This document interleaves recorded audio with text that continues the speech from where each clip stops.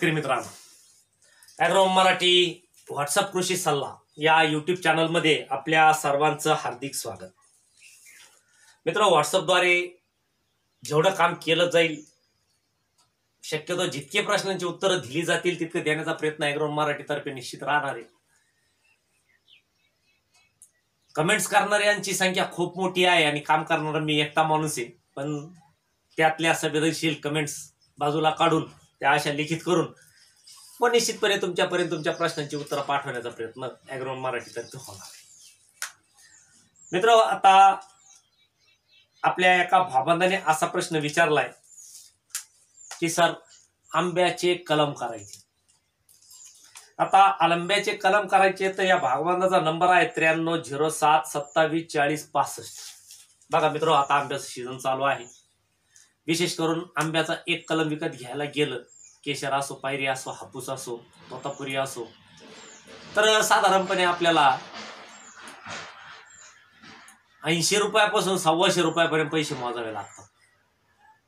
थोडेसे कमी कुठे कुठे 50 रुपयाला भेटत असेल, पण जवळपास आपण हापूस, पायरी जे आंबे आणलेत, लंगडा, तर 100-125 रुपयापर्यंतची किंमत आपण दिली. पण ती झाडं आणली होती आपण, तर आपल्याकडे फक्त केशरच होता. आता आपल्याला ग्राफ्टिंग करण्यासाठी ह्या ज्या गोष्टी लागणार आहेत, म्हणून साठी आपण मागच्या वर्षी त्या आंब्याची झाडं आणून लावलेली आहेत. सांगण्याचा मुद्दा हा की जर तुम्ही एक झाड असं ब्रँडेड आणून जर लावलं आणि त्याचे शेंडे काढून नंतर असंख्य पूर्ण गावाने वापरले तरी चालतील, काय अडचण नाही. फक्त ब्रँड आणून आपल्या जवळ ठेवायचं. जसं आपल्याकडे फक्त केशरच होता आणि सगळीकडे आपण केशरचेच कलम करत होतो, पण चला बा, पायरी, हापूस, तोतापुरी, लगडा सगळ्या व्हरायटीचे असावे म्हणून आपण एक एक झाड सगळ्यांचं लावून ठेवलेलं आहे. पण कलम खूप महाग आहे, 100 रुपयाच्या आसपास पैसे द्यावे लागतात. मी या ट्रॅकवर आल्यानंतर खूप चांगला, तुमच्यामध्ये आल्यानंतर खूप सारं करावंसं असं जे वाटायला लागलं, तर आता सगळ्या प्रकारची झाडं पार फणसासह आपल्याकडे आहेत. आता मित्र, या बाबांचा प्रश्न विचारला, यांचा नंबर आहे 9307274065.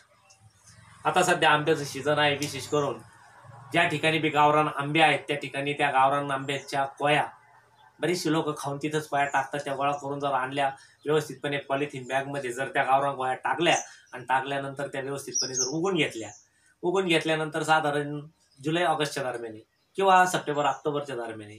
पण आता जे आंबे येतील, जे खाऊ आपण, आणि ज्या बिया पडतील म्हणजे ज्या कोया तयार होतील आणि ज्या कोया आपण पॉलिथिनमध्ये लावू, तर साधारणपणे आंबे कलमाला यायच्या आसपास, म्हणजे दांडी साधारणपणे अशी करवडीपेक्षा थोडी कमी जाडीची, म्हणजे अशी कलम आपल्याला 5 कलम त्याच्यामध्ये करता येईल अशा पद्धतीची जाडी त्या मातृवृक्षाची झाल्यानंतर मग तुम्ही कुठल्याही केशरचा, लंगड्याचा, पायरीचा, हापूसचा, तोतापुरीचा कुठलाही व्यवस्थित गाभळा शेंडा काढून आणायचा आहे, जेणेकरून पुढे त्याला शेंडा फुटण्याचा चान्स राहील, जो काही खूप वयस्कर असणार नाही.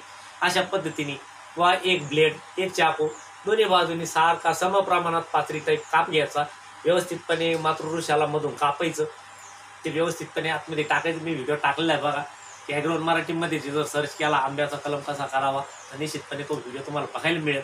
फक्त एक जे आपण सेविंगला ब्लेड वापरतो तसं एक ब्लेड, एक चाकू, आणि जो आपला सेलोचा टेप असतो याचा स्टील ग्रिपचा, आपण जो मोटरिंगच्या साधारणपणे मतलब वायरी जॉईंट करायला वापरतो, तो चिकट टेप जर राहिला तर खूप चांगल्या पद्धतीने तो कलम बांधला जातो, जेणेकरून त्याच्यात वारा आणि पाऊस जात नाही पावसाळ्यात सुद्धा.